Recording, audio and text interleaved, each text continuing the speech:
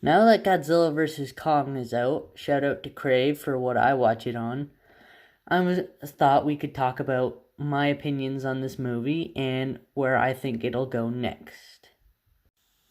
Now that we have the Hollow Earth, which is like Skull Island mixed with our actual Earth, which is inside the Earth, we have a whole bunch of new creatures. I personally really liked the Warbats, but also this gives us room to explore new creatures and possibly bring back old faces. My personal favorite being Gorosaurus, first appearing in King Kong Escapes, which is like a modern day Allosaurus, and bringing it into a modern legendary Gorosaurus would be pretty cool. All of Mechagodzilla's scenes were really good too, especially the part where he killed the Skullcrawler in the apex base. That was pretty cool. Speaking of the Skullcrawlers, we now have two distinct variations of the Skullcrawler.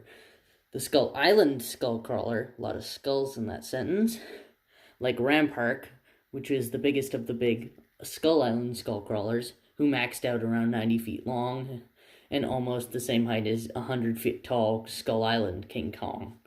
And then we have the modern Godzilla vs. Kong Skullcrawlers, like number 10 in the apex base, which were genetically altered, which are now almost 250 feet tall. Yeah, it's about half the size of Mechagodzilla, who's almost 500 feet tall. These things have gotten really big. Really big. And that leaves us with two variations of the Skullcrawler. And if the Skullcrawlers were on Skull Island, and Skull Island is said to be Hollow Earth brought to the surface, does that mean Skullcrawlers and Warbats are related, or are they two different species? Because they're both serpentine. One could have just evolved to live in the low gravity area of the Hollow Earth, and one could have came up to the surface and evolved like that. Now we get to my favorite part of this discussion, future of Godzilla's enemies. We saw in not King of the Monsters, Godzilla vs. Kong, that because Ghidorah's necks were apparently too long, he needed to communicate telepathically, but apparently he couldn't verbally communicate. But anyway, so they put one skull of King Ghidorah into the mech, and then one as the control room, so they could telepathically control it, or something like that. So that leaves us with two heads accounted for, but notably one missing. And we also see that in the end credit scene for King of the Monsters, that this guy has a King Ghidorah head, and he is notably nowhere found in Godzilla vs. Kong. So I think that is leading us to Mecha King Ghidorah, monster from the Heisei era of Godzilla vs. King Ghidorah. But unlike that one, where it only had one mechanical head, it's going to have two and one biological head. That is what I think the most likely of the god monsters coming for the next Godzilla movie, Mecha King Ghidorah.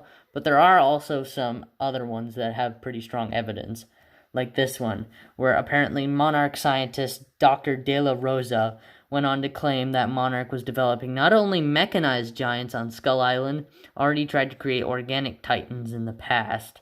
So I think this could be leading us to Biollante, another Heisei Godzilla monster, which is the combined DNA of a rose, a human, and Godzilla cells. Another monster also from the Heisei era that got a teaser is the Oxygen Destroyer. This was used in the original Godzilla, which killed the original Godzilla, but also evolved some crustaceans that lived in Tokyo Bay and evolved into Destroya, another Heisei monster. And this one, out of the three I mentioned so far, is probably my favorite, but also I think the least likely to happen. What did you think of Godzilla vs. Kong? I thought it was an okay movie. Some things were explained very well, but the fights were really cool. Subscribe for more gigantic content, and see you later.